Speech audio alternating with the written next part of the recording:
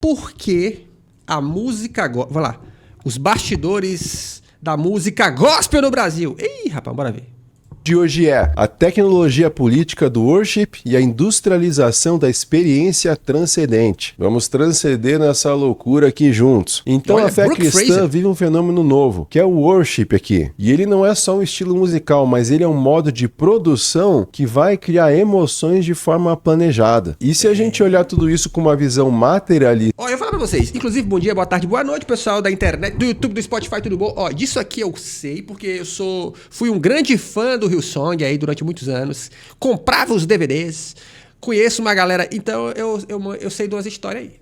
Aqui, isso significa que o worship funciona como uma tecnologia emocional. Então ele foi desenhado para gerar sentimentos previsíveis, fáceis de repetir também e, acima de tudo, muito lucrativos. Então a liturgia moderna deixou de ser algo aí espontâneo. Ele passou a seguir a lógica do mercado. Então a presença de Deus ela vai ser mediada por equipamentos caros, por sistemas de som complexos, por luzes, por softwares e também por redes globais de distribuição. Então o culto se torna um produto audiovisual. Então o objetivo desse vídeo é investigar o que está por trás dessa doideira toda aqui. E o objetivo vai ser mostrar como esse worship ele vai operar como uma ferramenta de controle emocional e social, alinhada aí ao nosso capitalismo contemporâneo. Olha que maravilha. Mas antes disso, quero agradecer a todos os membros que entraram aqui no canal. O apoio de vocês é fundamental para que Inclusive o canal dele aqui, ó, o canal é You Green, né, o nome do canal aqui, ó.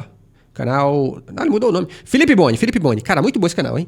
Continue esse projeto. Estamos em 350 membros. Muito obrigado aí pelo apoio. E se você também quer, assim como eles, receber os vídeos do canal com antecedência, esse vídeo já saiu uma semana atrás para os membros. Você pode também receber vídeos exclusivos e ainda poder sugerir novos vídeos aqui para o canal. Inclusive, esse vídeo foi uma sugestão de um membro. O Igor, que é membro aqui, falou: esse vídeo merece uma continuação chamada Worship. Então eu estou sempre stalkeando os membros aí e pegando ideia para os próximos vídeos. E caso você queira se tornar membro também, então só vai no botão. Olha aí o comentário. Você achou que o Felipe Boni foram os meus maiores presentes youtubicos do ano passado. Olha aí.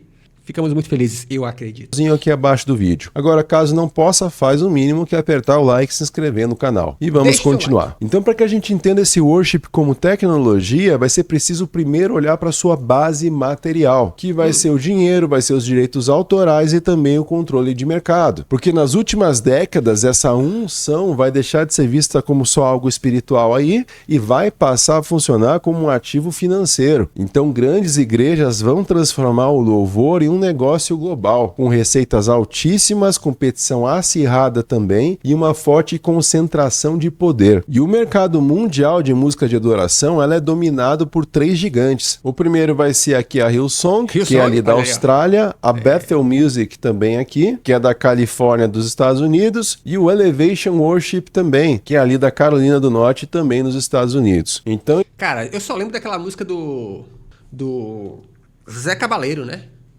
O mercado tá de olho, é no som que Deus criou, com sua banda formada só por anjos decaídos. E Deus fala, calma, vão rolar os festivais. Cara, essa música é muito boa, né? Isso aqui vai ser a trindade grunge da adoração. E eles são, ao mesmo tempo aqui, igrejas, eles vão ser também gravadoras, eles vão ser também editoras, vão ser também produtoras e vão ser também plataformas de distribuição. Ou seja, eles vão controlar tudo de ponta a ponta. E se a gente observar, grande parte das músicas cantadas em igrejas do mundo inteiro, desde o Brasil até a Europa, elas vão vir desses 3 centros aí. Exatamente. Então o resultado é uma cultura... Porque existe uma série de cantores no Brasil que vão fazer sua versão. Alô, Aline Barros! Versão do Hillsong torando, irmão.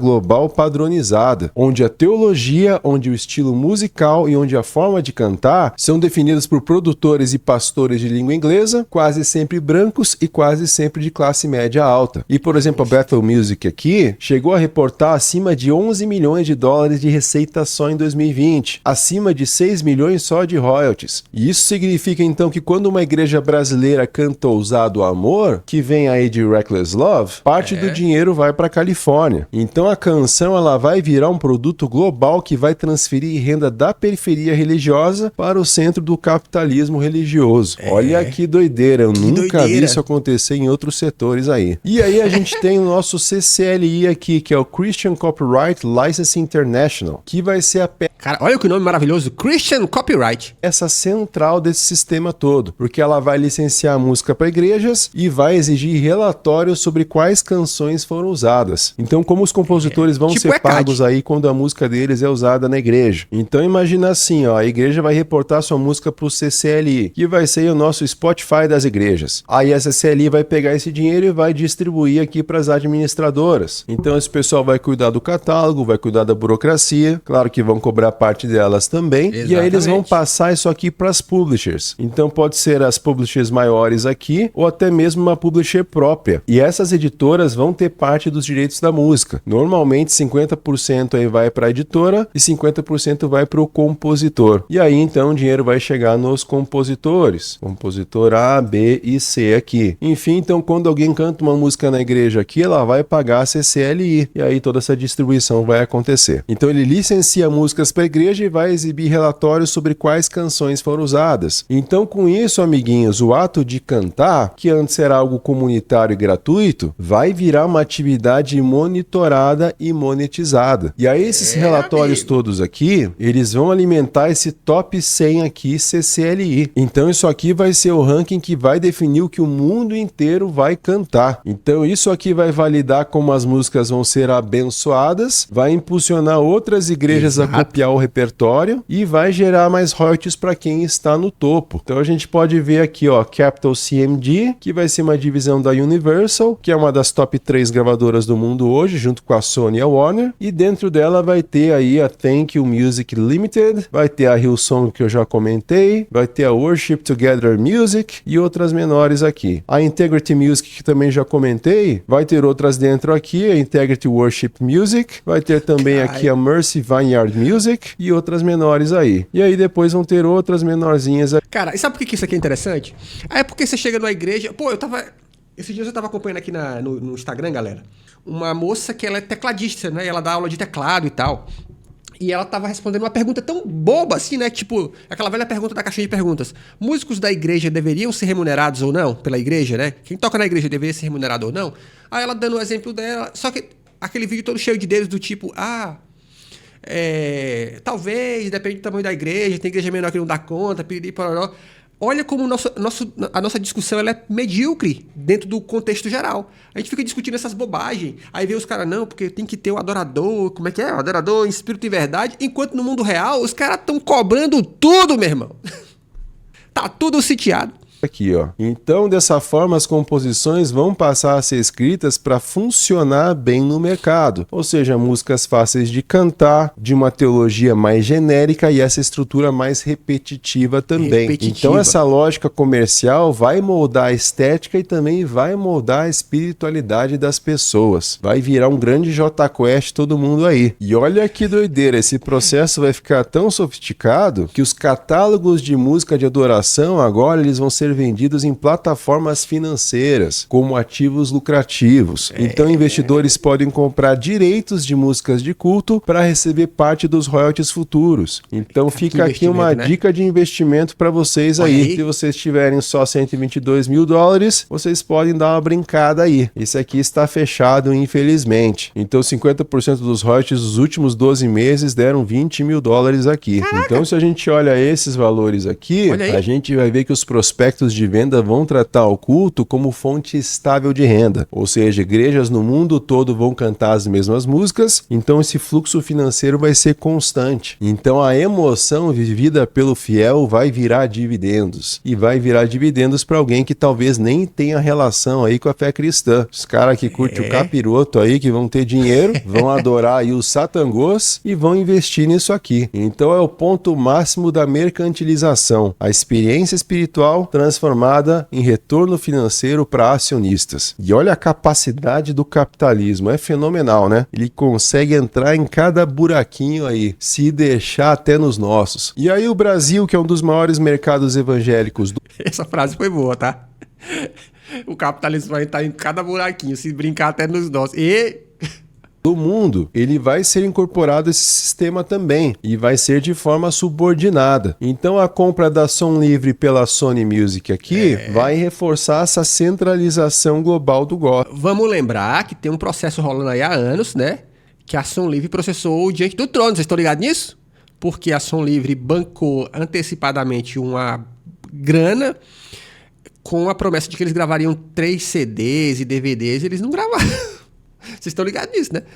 E aí editoras como a Unimusic vão representar a Hillsong e a Bethel aqui no país, garantindo que os royalties do Brasil circulem para fora. Então tá dizendo aqui, ó, a história da Unimusic começou em 2004, quando Deus despertou o CEO Nelson Tristão. Ele tava tristão ali, mas falou com Deus assim como o primo rico, mas ele pelo menos não vai usar a filha na UTI para vender curso. Ele vai fazer diferente aqui, ele vai ter uma nova visão sobre a música cristã e o seu impacto na sociedade através dos ministros de louvor. Então hoje são mais de 250 mil obras administradas pela editora, entre elas a Capital CMG Publishing, a Essential Music Publishing, a Music Services, a Hillsong Publishing que eu já comentei antes e a Bethel Music Publishing também. Então hoje a Unimusic é considerada uma empresa de tecnologia e inteligência digital, engajada na inovação e expansão através do desenvolvimento de tecnologias próprias para servir os artistas de forma excelente e cada vez mais amplificada, para que a música chegue a todos com qualidade de verdade. E aí vai ter vários artistas aqui, até o nosso Rodolfo Abrantes, e é essa doideira aqui que vocês estão vendo então. Então muitas carreiras brasileiras de sucesso vão ser baseadas em versões licenciadas de músicas estrangeiras. Então a Nívia Soares cantando Ousado Amor aqui, ou também o Lindo És aqui pelo Felipe Santos, pô, isso me pegou aqui, porque meu nome é Felipe Boni Teixeira dos Santos. Então é eu aqui do Multiverso, cantando aqui no Kingdom Movement. E assim, cara, olha o nome, cara. Nome gospel. Ai, nome gringo. Sabe o que é mais doido? É porque desde a queda das gravadoras com os streamings, as gravadoras passaram a fazer novos tipos de contrato com seus clientes, né? Então os contratos deixaram de ser só sobre gravação e se tornaram inclusive percentual em show. Eles chamam isso de contrato 360, né? Que é, então, a gente fazia um contrato com você, vamos bancar esse CD aí, essa gravaçãozinha, mas a gente vai ganhar um percentual de show, de clipe, os caras é 4, né? Então assim, cara, é o capitalismo gostoso. Então isso são exemplos aí que funcionam como franquias culturais. Então, gente, a teologia cantada aqui muitas vezes é importada e sem adaptação para a realidade social brasileira. E nunca haverá, até porque também, vamos lembrar que nem é novidade, a grande parte das rádios gospel brasileira são rádios de pastores. Então assim, se o cara não gravar o tipo de música que toca naquela congregação, ele não tem chance. É por isso que aqueles cantores tipo, sei lá, tem um cantor, não é o Zé de Paula, mano. Tem um cantor que toda a capa de CD dele é ele num carro nos Estados Unidos, tá ligado? Assim, ó, esse tipo de coisa. Por quê? Porque ele precisa gravar esse tipo de música, porque é o tipo de música que ele sabe que vai funcionar naquela igreja. Porque, pra quem não sabe, em igrejas mais quadradinhas, a música que toca lá não é a música de sucesso, é a música que o pastor deixa. Então, se o pastor não achar que curtir, não vai tocar. E aí, consequentemente, né, não vai rolar. Então, o cristianismo formatado lá em inglês e vai ser traduzido e distribuído como produto. Então, vamos imaginar aqui o que aconteceu com a música de adoração. Então, ela deixou de ser uma expressão artística e virou um produto padronizado. Então, em vez de uma criação local, a gente vai ter uma reprodução técnica. Em vez de músicos criando juntos, a gente vai ter operadores seguindo máquinas. Então, é o culto que funciona como uma franquia do McDonald's. É uma franquia global. E a maior transformação técnica do Word... E sabe o que é doido? É que as poucas vezes que esse tipo de letra ela vai de alguma forma contra-atacar o sistema capitalista, as poucas vezes que ela vai falar contra isso, ela vai vir daqueles lugares que, entre aspas, não se pode barrar. Vou dar exemplo da Hillsong. A Hillsong, no começo, eles tinham criado uma parada chamada Hillsong United, né? Que era a categoria de base deles. E logo nos primeiros CDs, você tinha muita música falando... Você tinha algumas músicas, na verdade, falando sobre diferenças mesmo, assim... Coisa ligada com capitalismo, coisa ligada com o sistema. Aí os caras fizeram músicas assim, que interessante, né? Aí eu fui descobrir por quê. Porque o líder da Hillsong United é filho do pastorzão. E por ser filho, ele mesmo conta depois, eu fui procurando assim, ele contando assim, mano, eu já saí da igreja, já voltei algumas vezes e tal. Então, essa mamata acontecia porque ele era o filho do dono. Porque se não fosse assim, jamais. worship foi o uso aqui das multitracks. Então, plataformas como multitracks.com.br, eles vão vender os arquivos de estúdio das mega igrejas, que vão ser separados por instrumentos. E assim, qualquer igreja, mesmo pequena, aí mesmo uma igreja de esquina, vai poder Clássico soar playback. como a Hillsong ou a Elevation. Então, isso produz uma padronização total, porque a banda vai tocar presa a um metrônomo e um arranjo fixo, e não vai ter espaço para improviso. Então, o culto já vem pronto direto de fábrica. E essa suposta liberdade do espírito vai vir. Não acontece, não acontece. É por isso que eu fico vendo músico no Instagram com 1, 2, 3, vai, tec, tec, tec na cabeça, solta o VS, não sei o quê. Mano, os caras no afã de se sentir músico profissional, mas no fim, tão quadradinho, não existe mais espaço pra nada, mano. Algo limitado aí por softwares e músicas vindas lá dos States ou lá da Austrália. Então o músico local vai deixar. Cara, é por isso que eu vou falar uma coisa pra vocês. Eu, no meu tempo de igreja, eu conto isso aqui com alegria, meu irmão. Quando deixaram eu dominar o ministério de louvor, as poucas vezes que eu tive chance, pegando os moleques mais novos, que era tão maluco quanto eu, cara, eu já toquei, a igreja não sabe, eu já toquei One Direction no culto. Falei, galera, vai tocando assim, ó. A galera não sabia o que era, né? Porque a galera fica, eu não escuto One Direction. Eu faço assim, faço assado. Meti o One Direction na zoeira, tá? Por quê? Porque eu era muito mais livre do que essa galera jamais será. De criar arranjos e vai passar a reproduzir. Então ele precisa saber operar o programa, mas não construir ali uma identidade sonora. Então isso vai reduzir a diversidade local e vai matar estilos locais. Eu tava lembrando aqui, quando eu vinha numa igreja evangélica com um amigo que ele me chamava às vezes, para eu ver ele tocar. Foi minha primeira interação com instrumentos musicais, foi numa igreja evangélica. Eu sou católico, né? Mas às vezes eu ia lá na igreja com ele para dar uma olhada. Clássico. Tinha uma igreja chamada Avivamento da Fé, que eu acho que era aqui, ó. Agora tem sorvetes Bápica, picolézinho top. Mas o meu amigo André tocava a bateria lá nos fundos. Cara, ele aprendeu a tocar pra caralho. E foi ali que eu comecei a ver como que uma guitarra soava, como... Mano, uma vez nessa banda nova dos moleques, chegou um moleque lá que ele tocava baixo. Cara, o moleque tocava muito baixo. Aí nos intervalos, a gente ficava tocando calypso. Ou forró. Cara, o moleque mandava muito. Chegou e falava, cara, essa banda vai ficar top. Mas aí logo a igreja... Não só a igreja, tá? Porque infelizmente na igreja que eu fazia parte, a galera que era do Ministério de Louvor antiga, os velhos, que estavam lá desde de cedo, eles eram chatíssimos. Então assim, qualquer um que soasse uma ameaça ao monopólio deles de tocar nos cultos, eles davam um jeito de tirar a galera de tempo, tá ligado? Chatíssimos. Que uma bateria soava também. Então eu não considero que igrejas são de todo mal, não. Mas naquela época todo mundo tocava tudo. Então é triste saber onde estamos chegando. Cara, era aqui mesmo, ó. Se retornar no passado, dá pra ver aqui que era uma igreja. Tava escrito Avivamento da Fé aqui em cima, e aqui dá pra ter uma noção do tamanho do espaço aqui. E aqui tinha um bar que eu cortava o meu cabelo. Então pagava 5 aqui, cortava o cabelo também, topzera. Enfim, então, retornando ao conteúdo, quer dizer, não, lembrei de uma história aqui. Essa eu tenho que contar. Uma vez um amigo meu chamado Zoltan, que era filho do pastor que morava aqui, ele contou uma vez que tinha uma véia endemoniada, e que daí eles foram tentar tirar o demônio da véia. Aí diz que num certo momento a véia virou ninja. Ela pegou, deu um pulão numa cadeira, uma cadeira leve, e a cadeira não caiu. Ela ficou de pé sobre a cadeira que não caiu, deu um mortal e deu uma voadora na pastora. Então, puro entretenimento isso aqui, bicho. Enfim, agora retornando pro conteúdo então, para que eles tenham esse som profissional, vai ser preciso o computador, vai ser preciso o Ableton Live, vai ser necessário os fones ali e as interfaces de áudio também. Então, as igrejas pobres, elas vão acabar excluídas ou endividadas nessa tentativa de acompanhar o padrão. E no fim... mas assim, no Brasil já tinha um movimento até antigo que todos esses cantores de música gospel, Cassiane da vida, todos eles no final dos seus CDs, eles colocavam algumas faixas playback, voltado para essas pequenas igrejas onde os irmãos cantam com playback. Então isso é bem antigo. Essa coisa do sample, ela vem agora com as igrejas que tem ministério de louvor, como eles chamam, né? Que tem uma banda ali, né? Geralmente são as igrejas mais classe média alta, porque em geral as igrejas não compram instrumentos para os seus músicos, é o próprio músico que compra, e só quem é classe média alta vai dar conta de comprar instrumento de qualidade, tá? E algumas igrejas têm instrumentos de muitíssima qualidade porque os seus músicos têm dinheiro para poder comprar. Às vezes, quando a igreja compra, ela vai comprar um ou outro instrumento, assim, e às vezes não é nem comprar, ela vai ganhar de presente. Na igreja que eu frequentava, eu tocava num Phantom X8, né? Que é um teclado caríssimo. Mas por quê? Porque o membro da igreja era de uma banda de sucesso famosa, Companhia do Calypso, e ele doou esse teclado pra igreja. Então, fora isso, cara, muito difícil. A igreja o único instrumento que eu soube que a minha igreja comprou foi um contrabaixo, porque depois que esse cara que era da banda entrou, ele levou o irmão dele. O irmão dele, por ser irmão dele, tinha uma baita de uma guitarra Fender caríssima, com sonsaço.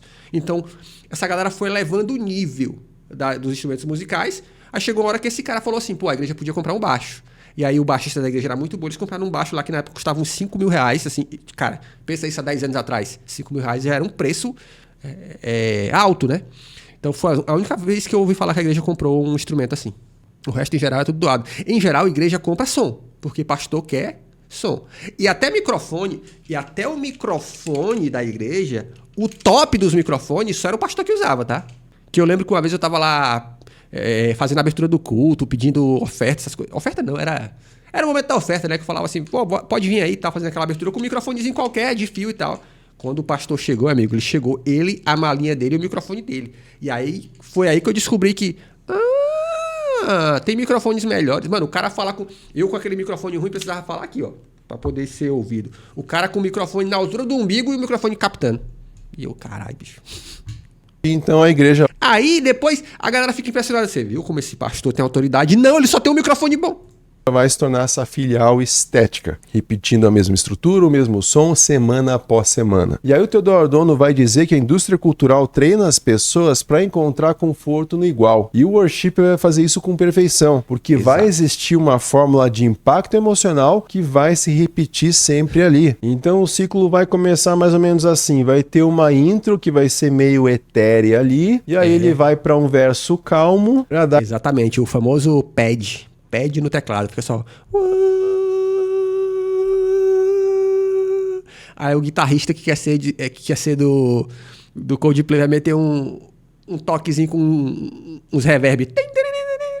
Aquele aconchego no cidadão, aí depois vai vir um refrão forte, aquele refrão ali para pegar todo mundo. Depois vai ter aqui uma ponte repetida, e que ela não vai ser repetida só uma vez, ela vai ser repetida muitas vezes e vai levantando assim a galera para chegar no clímax. Então chega aqui no clímax e aí todo mundo aqui vai ficar doidão e aí vai chegar então nesse final suave ali para fechar com chave de ouro. Todo mundo chorar e alegria total. Então, Exatamente. com o tempo, os fiéis, eles vão passar a esperar essa estrutura aqui e reagir também emocionalmente a ela. Mas olha, Felipe, eu vou te falar uma parada. Essa estrutura aqui, ela é uma estrutura do worship mesmo. Só que no Brasil existe uma outra estrutura que ela faz muito sucesso e passa desapercebido muitas vezes. Que é a estrutura do eu fui humilhado, só que com Deus eu tô vencendo e arregaçando todo mundo. Você vai ver um monte de cantoras, Lauriette, Cassiane, vários nomes aí da música gospel que passa desapercebido por muita gente, que o estilo de música é: eu era ferrado, só que Deus vai me fazer vencer. Deus tá colocando os inimigos debaixo dos meus pés. Esse tipo de música, e isso toca pra cacete. A igreja que eu frequentava, ela era uma igreja metida ao worship, mas eu lembro que eventualmente, em algum dia aleatório, alguém cantava uma dessas músicas que são claramente assim, a Assembleia de Deus, mano, e parecia que eu tava num show, sei lá, me fala o nome de um artista, sei lá, parecia que eu tava no show do Gustavo Lima, que a galera começava a cantar, mano, cantava muito. Você é um espelho, desse tipo aí, ó, Você é um espelho, na época aquela do Como Zaqueu, mano, isso era hitmaker, mano, chegou, olhava assim pra multidão e falava, cara, eu tô na igreja certa, aconteceu alguma coisa? Me mudei pra uma assembleia e não sabia. Então, se a gente pegar, por exemplo, um estilo brasileiro, como o samba, o baião, a música folclórica ali, eles vão ser vistos como sons não abençoados porque eles não se encaixam nessa fórmula global. Então, os produtores brasileiros, eles vão ser valorizados por essa capacidade de imitar o som da Bethel ou imitar o som da Hillsong. Então... Exatamente. Eu acho que um cantor que talvez, eu não sei nem até que ponto ele tinha noção disso, que conseguiu furar essa bolha com um ritmo claramente brasileiro, foi o Lázaro, né? O irmão Lázaro do Eu Sou de Jesus, Eu Sou de Jesus. Era massa tocar irmão Lázaro na igreja, ó. Era massa. Então essa criatividade local vai virar uma exceção, porque a estética dominante aqui, ela vai definir o que é excelente e também o que é espiritualmente válido. E eu tô botando essas músicas aqui para vocês terem uma noção do visual, mas eu tô correndo risco aqui de me ferrar com os caras aqui, que com certeza deve ter proteção nesses vídeos. Então, meus amigos, o worship não atua só no som, ele vai colonizar também o visual, criando esse ambiente onde tudo ajuda a intensificar a emoção. Então as igrejas modernas vão adotar essa arquitetura de caixa preta, com pouca luz nessa congregação, com muita luz no palco. Às vezes a gente vai ver umas fumacinhas ali para mostrar os feixes de luz também, painel de LED para tudo que é lado aí, e também projeções que vão ser dinâmicas, que vão se encaixar com o som. Então esse cenário cria uma sensação de isolamento ali do mundo exterior. E sabe o que é triste? É que eu vou falar, o fiel da igreja, ele não percebe que isso aqui não é orgânico, é tudo programado. Ele não percebe, cara.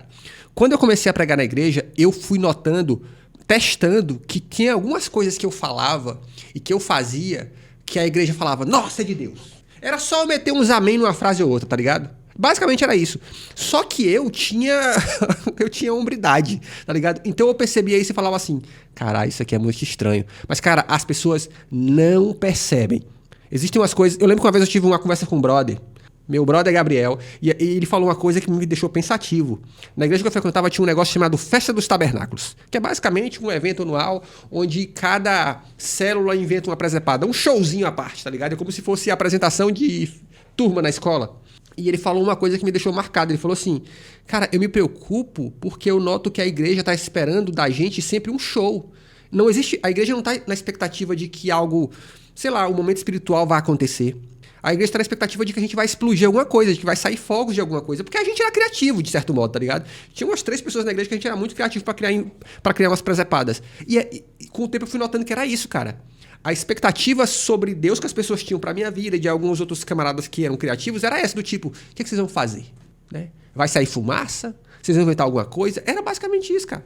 E é triste pensar nisso. Que ali dentro o tempo e o espaço vão parecer suspensos. Então o foco absoluto aqui é no palco, que vai se tornar o centro da atenção e também o centro do poder. Então, ao invés de uma catedral gótica aí que vai ter o incentivo de te fazer olhar para cima sempre, olhar para o sagrado aqui para cima, o objetivo aqui vai ser olhar para o palco e para as pessoas.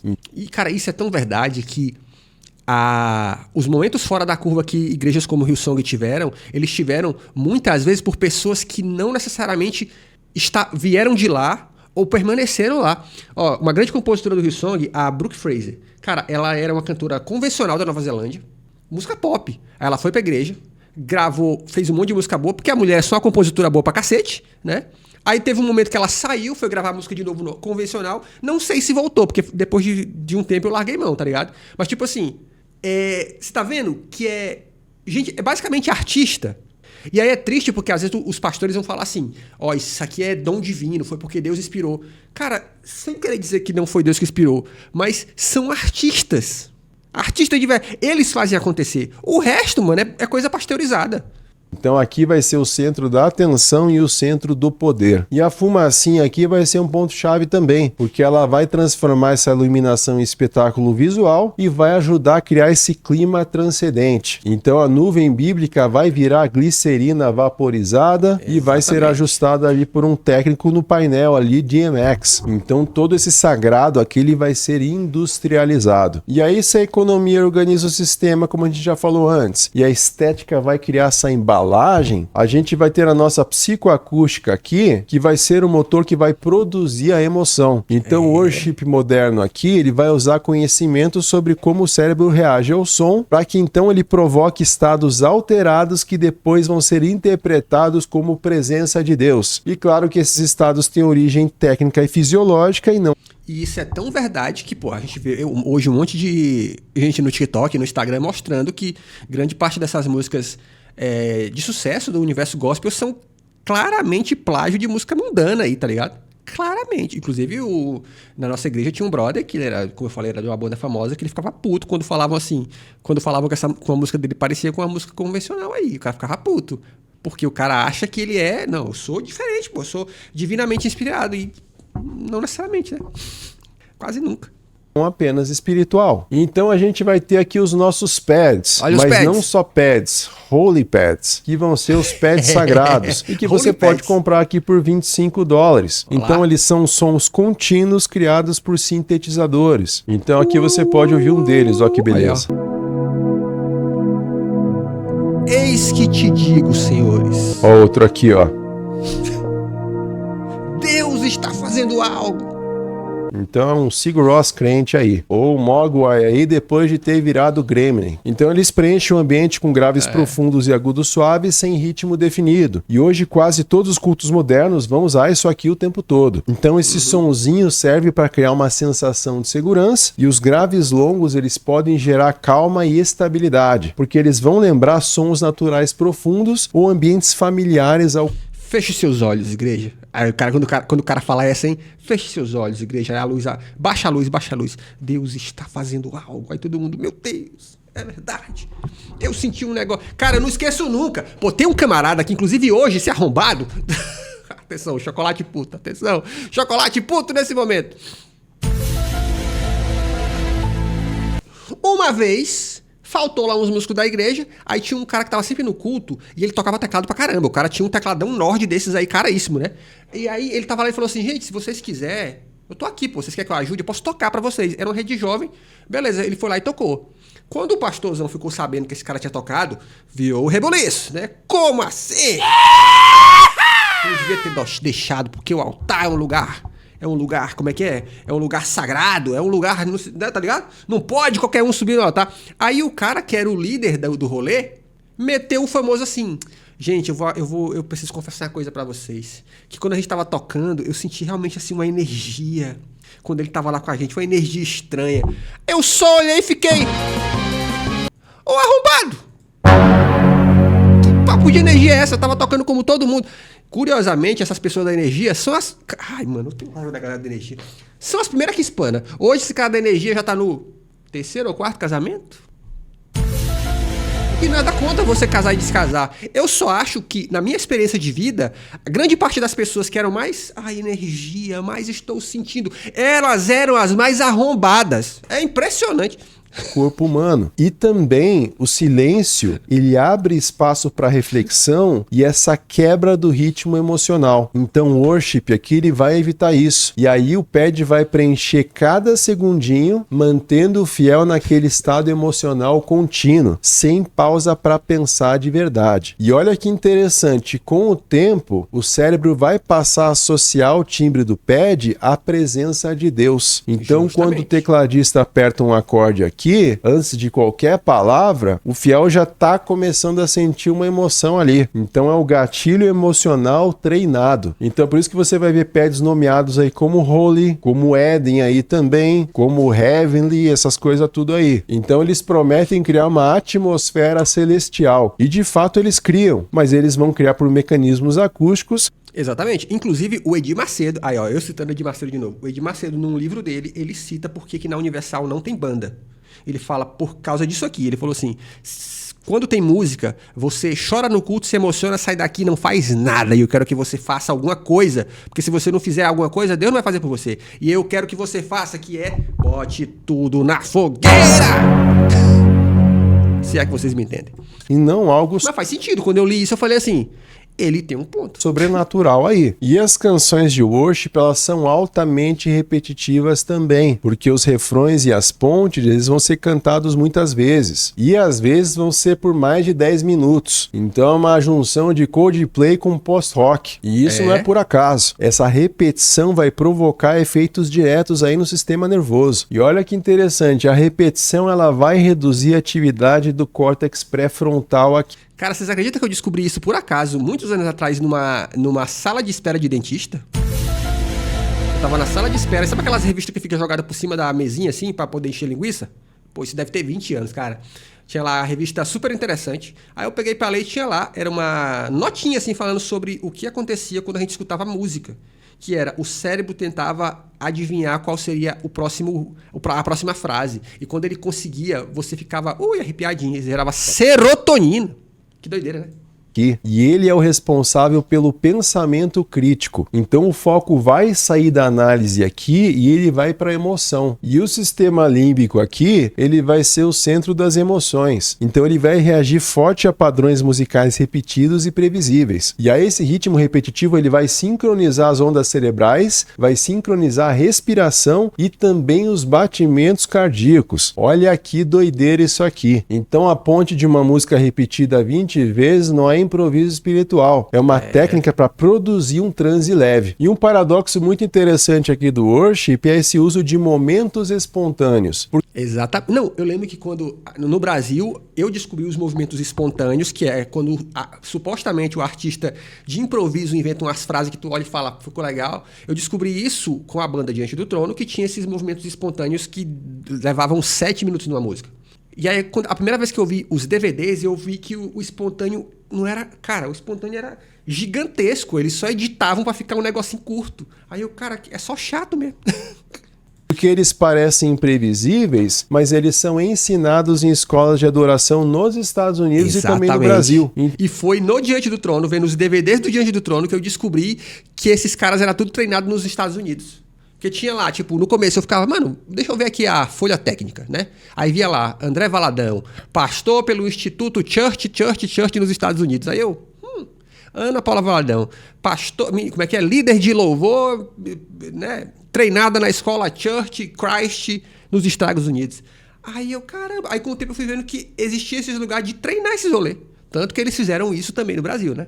Os lugares de treinamento. Então aqui tem 7 dicas para adoração espontânea no louvor. Pô, se é espontâneo precisa de dica? Fiquei confuso aí. E aí você vai ter cursos aí que ensinam progressões de acordes específicos que vão evocar emoção, padrões de voz para criar a sensação de intensidade profética e frases prontas para guiar o ambiente. Também vai ensinar quando alongar notas, quando sussurrar, quando repetir. Então tu pode comprar esse curso aqui, ó. Curso de louvor e adoração online. E sabe o que é doido? E que isso existe, sabe por quê, gente? Porque nem todo mundo tem esse talento.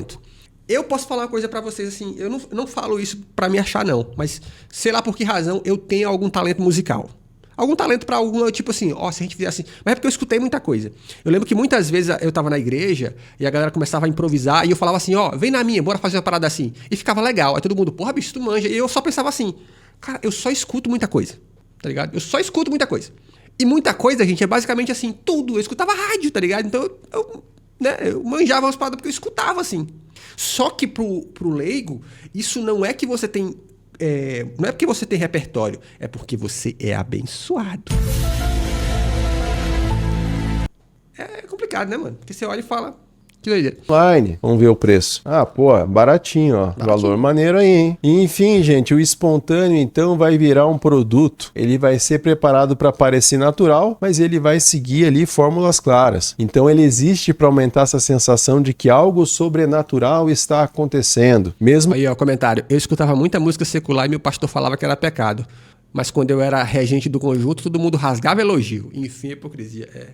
Quando tudo ali está seguindo um roteiro emocional treinado. Então essa tecnologia, o mercado e a psicoacústica também, eles vão criar estrutura. Mas o conteúdo, que é a teologia cantada, ele também vai mudar. Porque o worship aí não é neutro. Ele vai espalhar uma visão de mundo alinhada aí ao neoliberalismo, que vai ser centrada no indivíduo, na experiência pessoal e nessa ideia de que problemas se resolvem com desempenho emocional. Então a fé deixa de ser prática comunitária e vai se tornar consumo espiritual. E aí uma leitura dessas letras mais... O grande exemplo é a coleção Amo Você, que era bancada pela MK Music.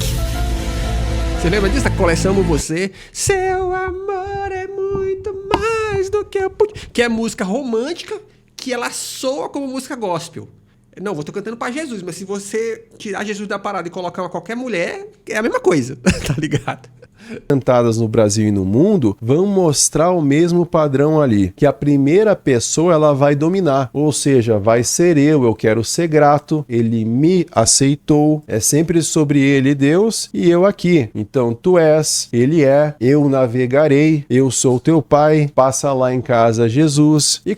Passa lá em casa, eu acabei de lembrar do forró. Passa lá em casa. Que parada, né? Olha lá, eu não vejo nada demais nisso. Música tem técnicas, truques, teorias, ainda mais se for pra fazer música pop. E hoje em dia a música virou esteira de produção. Agora, se a música é boa, pois é. Mas esse é o lance, é que isso foi acoplado na música gospel, só que não se admite, né?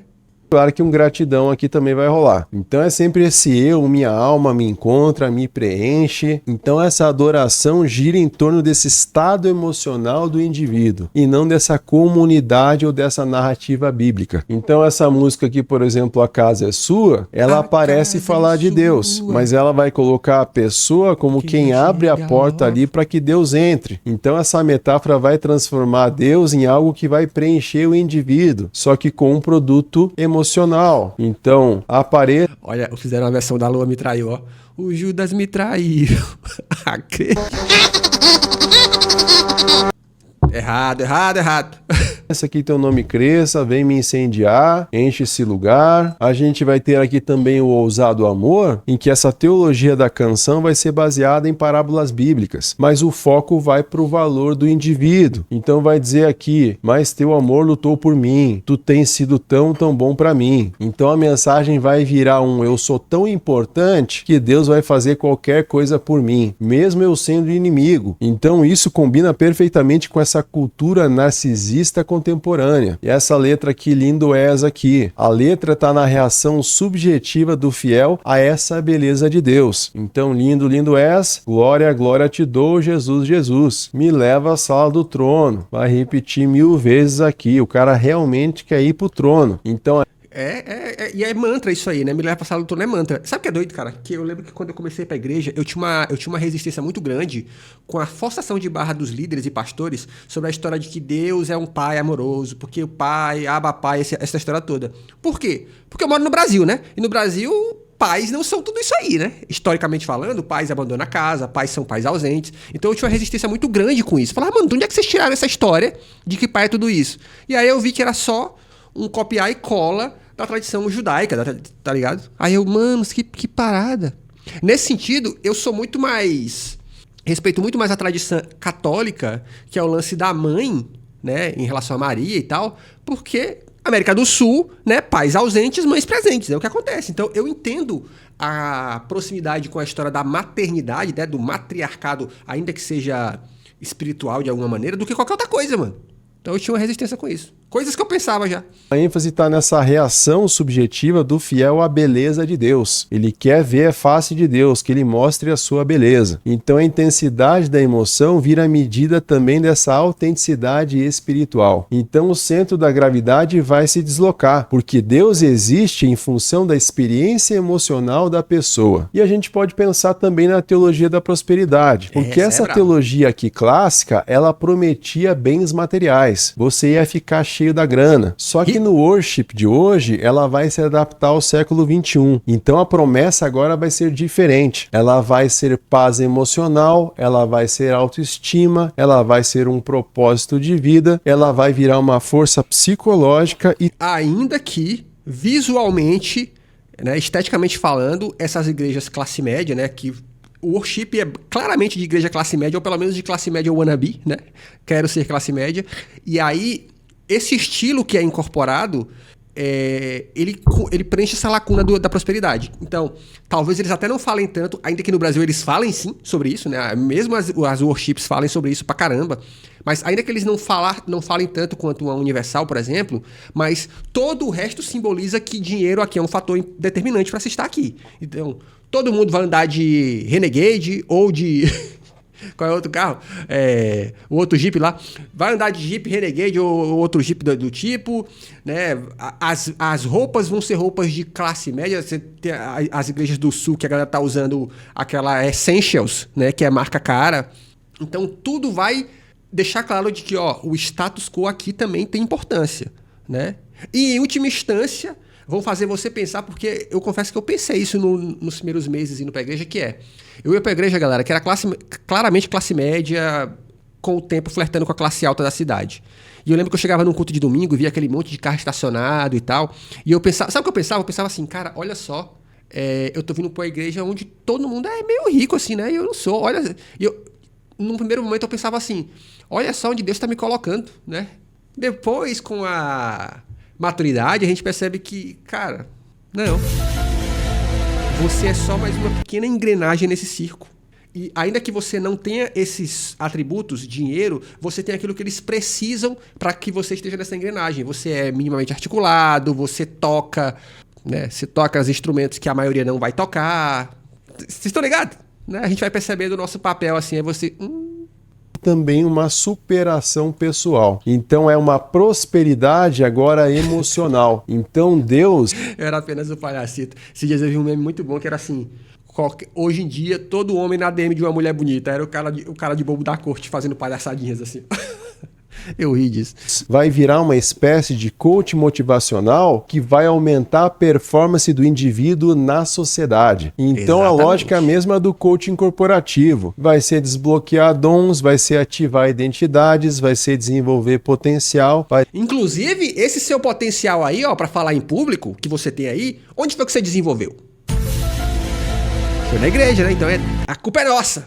Eu já escutei isso aqui, tá, chat? Se acessar novos níveis e alinhar o corpo, a mente e o espírito. Então nós vamos ter escolas aí para você estudar, como a Bethel School of Supernatural Ministry, que vão vender cursos que tratam o sobrenatural como habilidade treinável. Então é algo que pode ser comprado e você pode ganhar certificado ainda. Então eu vou clicar aqui em comprar. Pô, tem que colocar a senha, mano. Não vou não. Mas enfim, 13 mil estudantes graduados, mais de 100 países representados, vários depoimentos aqui, maravilha. Então essa teologia vai criar um fiel que vai buscar uma melhoria pessoal constante, vai assumir que fracassos são falta de fé ou de esforço e não vai questionar as estruturas sociais que produzem o sofrimento. Então a fé vai virar uma ferramenta de produtividade emocional. E aí as instituições como a... Cara, olha que frase boa, né? A fé é ferramenta de produtividade emocional. Caraca, mano, que frase boa. Ô, Felipe, que frase boa. Essa foi boa. Agora, aqui você canetou. Bethel School of Supernatural Ministry, que eu já falei antes, e as suas afiliadas no Brasil também, eles vão transformar o ministro de louvor em um tipo de gestor de atmosferas. Então ele vai aprender... Quando o céu invade a terra, com Bill Johnson, 5 aulas, deve ser, né? Definindo momentos. 30 dias para entender a Bíblia. Caraca, não entendeu. Experienciando o abraço do Pai. Treinamento básico para Prophet Workbook, livro da profecia. Um guia prático para evangelizar supernaturalmente. Tradução, foda-se. Vencendo a guerra... A guerra com? Wi-Fi. O que é Wi-Fi? É vencendo a guerra conjunto, né? Coletivamente, sei lá. Cadê a Michelle? Sobrenaturais maneiras de lealdade, sei lá que parada é essa. Cultura do reino, mantendo o seu amor na chapa. Eu acabei de inventar essa aqui. Intercessor feliz. Cara, eu já contei essa história do intercessor. Uma vez eu cheguei num culto de jovens. Presta atenção, chat, que isso aqui é desgraçado. Cheguei no culto de jovens e eu já tava numa fase meio foda-se na igreja. Eu tava chegando mais tarde, tá? Porque eu não queria chegar cedo para os caras não falar assim: toca aqui, toca aí pra nós. Eu tava cansado. Aí, mano, cheguei num culto de jovem mais tarde. E aí, culto de jovem e igreja, ele tem uma tendência que é o seguinte: quanto mais o culto de jovens começa a falhar, mais começa a ter velho no culto de jovem.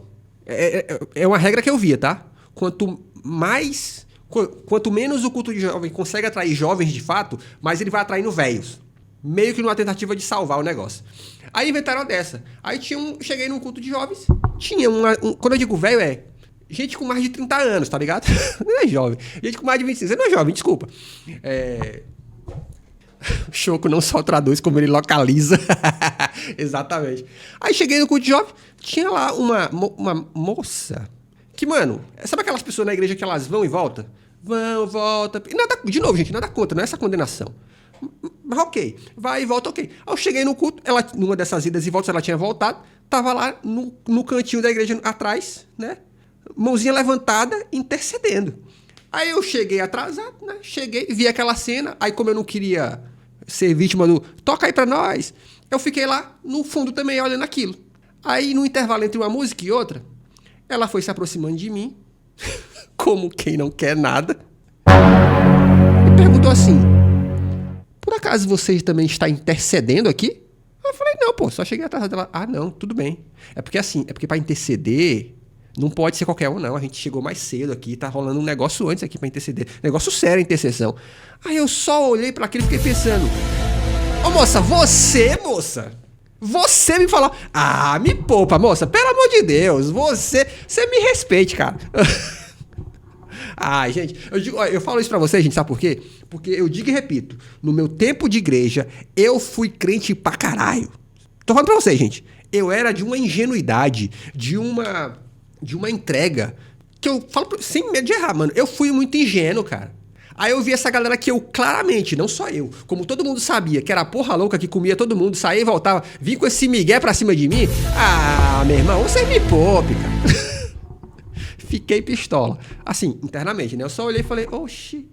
Ter como ler o ambiente emocional, como escalar a intensidade musical, como manter a congregação ali em estado emocional alto e também como sustentar o clima com técnicas vocais e instrumentais. Então, nosso ministro do louvor... Olha só aqui, ó. Spirit Wars, guerra espiritual e revolução moral, ó.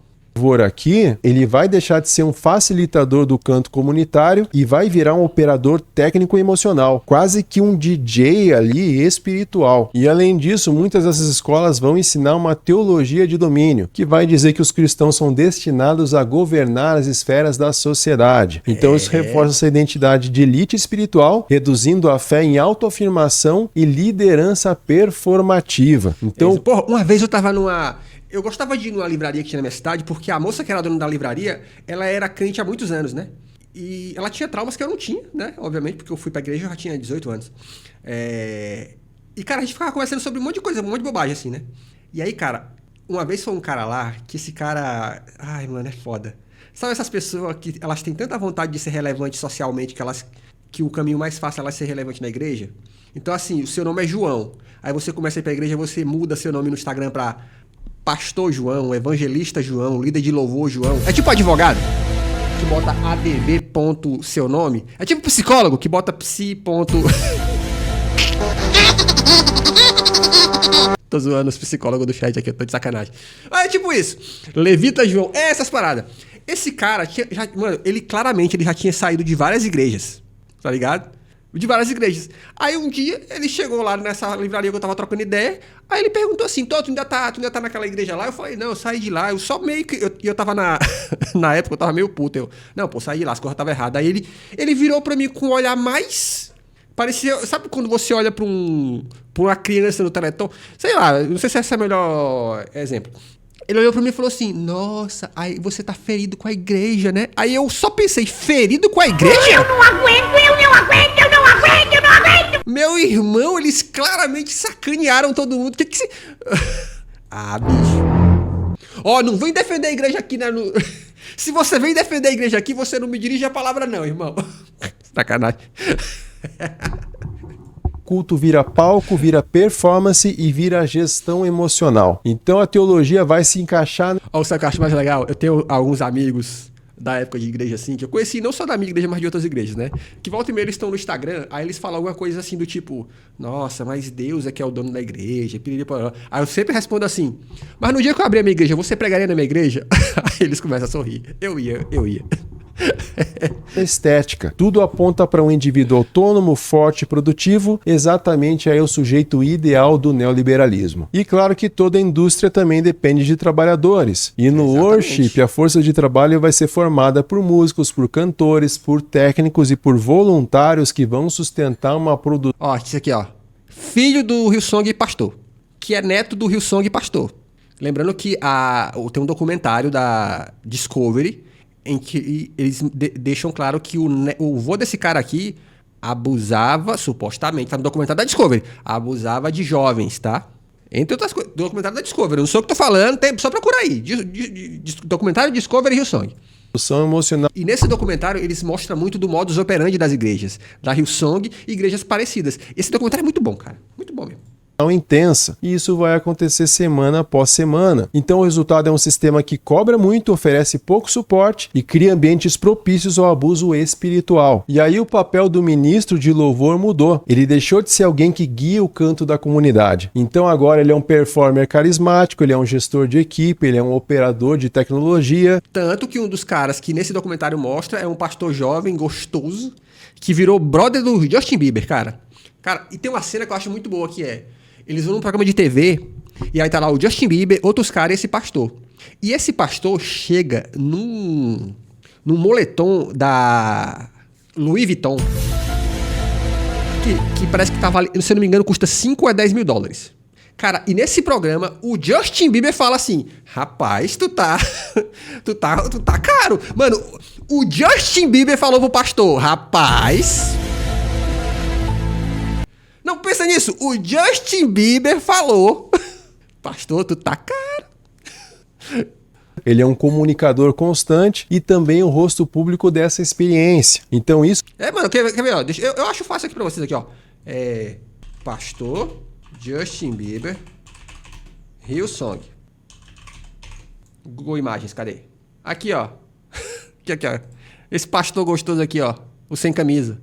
Essa foto na época, acho que até o John Hogan comentou falando assim, rapaz, quando eu ando assim sem camisa assim, eu tô com outros interesses. Pastor só de rolê com o Justin Bieber, cara. Super bem vestido, cara. Olha aí, ó. Só fashion aí, ó. Fashion, meu irmão. Fraco não. Cara, esse documentário é muito bom. Isso vai criar uma pressão enorme para que ele pareça espiritualmente forte e emocionalmente disponível o tempo todo, mesmo quando ele está esgotado. E o uso desse in-ear monitors aqui vai expor uma contradição, porque o líder... Jesus não gosta de feios. O legal é que nesse documentário eles entrevistam o segurança da boate, porque o que eles fizeram? Eles abriram a igreja funcionava numa boate numa área central de Nova York. Se não me engano é Nova York, né? Então, durante alguns dias era boate, e aí no final de semana, ou algum dia específico, eles pagavam para alugar e tinha 3, 4 cultos. E aí fazia fila. E aí esse lance da igreja ter fila para entrar gera um interesse, né? E aí eles entrevistaram um cara que ele era segurança, que ficava na parte dos fundos, que era por onde os pastores entravam. Ele falava assim, cara, olha, eu já fiz segurança em muita festa. Para muito cantor assim. Ele falou assim, o jeito que esses pastores chegam aqui, mano, é coisa de artista gigante assim, mano. Esse cara chega, mal fala, entra, sai, dá o show e vai embora, mano. Vai ouvir nos fones, ele vai ter o metrônomo, ele vai ter instruções ali do diretor musical também e comandos, por exemplo, como sobe ali o som, agora fala algo aí espontâneo também. Então esse worship leader aqui, ele precisa parecer livre, inspirado e tomado pelo espírito. Então ele vai performar autenticidade enquanto ele segue ali instruções técnicas. Inclusive, tem outra, olha, lembrei de outra aqui. Tem uma outra polêmica que é Hillsong, aqui ó, Hillsong, Cancer Singer, vou botar assim. Teve um DVD do Hillsong, eu acho que é o DVD volume 8. Eu acho até que depois eles tiraram esse DVD e reeditaram. Ó, eu não consigo nem achar aqui. Deixa eu ver. Que assim, no DVD, esse cara aqui, ó. No DVD, esse camarada aqui cantou com o rolezinho de oxigênio. E aí nos no backstage do DVD, eles contavam que esse cara cantou usando esse negocinho de oxigênio porque ele tava morrendo. O câncer terminal. Depois descobriram que era mentira, mano. Olha aí, ó. The Cancer Scam Pastor, aí, ó. Vocês verem, mano. Várias tretinhas no contatinho do pai. E o culto moderno ele exige ensaios longos, domínio de softwares, também uma repetição de repertório complexo e uma agenda intensa. E tudo isso vai cair sobre voluntários que também têm muito trabalho. Então o resultado é esgotamento físico, emocional e espiritual. Então para muitos a igreja vai deixar de ser um lugar de descanso e vai virar mais um espaço de cobrança. E se a gente vê aqui muita gente reclamando, por exemplo, no Reddit, tem algum ex-líder de louvor por aqui, olho para trás e sinto uma vergonha alheia, muitos momentos constrangedores, e vai aqui um monte de gente falando. Nesse outro aqui, como se sente o esgotamento profissional do ministério, e ele vai... Cara, todo mundo que já tocou em ministério já passou por isso, cara. Eu passei por isso. Canseira. E no meu caso, era literalmente assim, eu era o plano B do plano B. Então, quando a galera queria faltar, para poder, a galera que tocava, quando eles queriam faltar, aí eles só me mandavam mensagem, eu me ligava, tipo assim, tu pode ir hoje? Eles nem iam. Então, eu era literalmente o step do rolê. Só que, ao mesmo tempo, sendo o step do rolê, eu não tinha a credibilidade que eu deveria ter. Tipo assim, a galera me via como, não, ele tá ali disponível, mas fora isso, nada além disso, cara. Nada além disso. Quando eu olho pra trás, eu vejo com clareza isso, tá? Mas é muito doido mesmo. Vai dizer que não se importa muito mais, estou bastante decepcionado com a evolução da minha tribo, que tomou um rumo decididamente anticristão na última década. E aí vai falar, a igreja como conhecemos, hoje não é a igreja para a qual fomos treinados. E vai a discussão. Credibilidade, você era só um step. Pois é. Aqui. E claro que muitas igrejas inspiradas em modelos como Bethel, por exemplo, vão promover a chamada cultura da honra. Então, na prática, isso... A cultura da honra, meu Deus, acabei de lembrar desta merda. Cara, o que é a cultura da honra, gente? É que, sabe aquele famoso versículo que diz assim, ó, disse Jesus, o bom pastor dá a vida pelas ovelhas, porque se 100 ovelhas estiverem lá e uma se perder, o bom pastor deixa as 99 e vai atrás daquela perdida. Tá na Bíblia. Só que a cultura da honra faz o contrário, é você que está precisando do pastor e não o contrário. Então você não só está precisando dele, como você deve honrá-lo. O que é honrá-lo? É dar dinheiro para demonstrar que esse seu pastor é top. Porque se você fizer isso, Deus vai te abençoar. Então é uma cultura onde pastor fica recebendo um presente. E na minha igreja eu vi isso. Qual eram os presentes? Era o pastor recebendo caminhão de areia para construir a sua próxima casa, tá ligado? Esse tipo de coisa. Eu vi isso acontecer com esses meus olhinhos. Que a terra de cor. Aqui pode virar um sistema onde questionar é visto como rebeldia, os limites pessoais também são tratados como falta de visão, o descanso também vai virar sinônimo de indisciplina espiritual. E descansar é só no céu, na terra é trabalho, disse eu, pastor, que tá de SWK. Discordância vai virar ataque ao ministério. Então os líderes vão poder usar frases como Deus me disse, para ali validar decisões e culpabilizar quem diverge, e a gente vê isso direto por aí. E isso cria um ambiente onde voluntários têm medo de falar não mesmo quando estão sendo explorados. E o caso aqui do Schanfeld vai ilustrar como esse sistema pode produzir manipulação e coerção, porque relatos de ex-funcionários vão mostrar ambientes que misturam exigências profissionais com justificativas espirituais para manter todo mundo alinhadinho. E aí o abuso vai ocorrer quando a fé da pessoa é usada contra ela mesma. Então, gente, quem trabalha nessa produção vê a engrenagem por dentro. Ele sabe que a fumaça é glicerina é efeito de palco, sabe que o vento do espírito coincide com o ventilador ligado e sabe que o espontâneo vai ser ensaiado. E pastor soprando no microfone, hein? Receba! Sabe também que a emoção foi planejada por meio de pads, de repetições e também de luzes. Então essa exposição constante gera cinismo. Então muitos vão falar que vão ter dificuldade de sentir qualquer coisa ali durante o culto. Até mesmo uma sensação de vazio espiritual, essa perda progressiva da fé e essa vida dupla ali entre palco e a realidade interior. Então eles veem aquele truque de mágica ali, mas mesmo assim eles precisam performar a fé aqui para o público. Então é desilusão de quem conhece demais esse backstage aí do sagrado. Exatamente. Então, gente... Só os desiludidos online aqui, ó. O que nós encontramos aqui? Financiarização da fé, tecnocracia litúrgica também, com essas multitracks aí, uma engenharia emocional, também essa teologia neoliberal e também a precarização dos trabalhadores da fé. E isso, meus amigos, eu acho que é só o começo. Na igreja que eu frequentava, rolou isso com um cara que ele controlava a mesa de som. Ele controlava a mesa de som, só que ele também trabalhava numa siderúrgica da cidade. E aí, eventualmente, a igreja começou a fazer culto quase todo dia e ele era o cara da mesa de som. Então, quando ele demorava a chegar, porque, afinal de contas, ele era um trabalhador, né? Eu lembro que um dia o pastor simplesmente começou a mandar o shade. Assim, ó. Cara, se você não vier cuidar, Deus levanta outro. Deus levanta outro. Fica de boa aí, Deus levanta outro. Levanta o cara. Aí o que aconteceu eventualmente? Esse cara foi se afastando da igreja porque ele se sentiu desvalorizado. Aí o Deus levanta outro deixa eu ver se tem um parente aqui ou um jovem bobão disposto a ficar mexendo na mesa de som. Que é sempre o que acontece.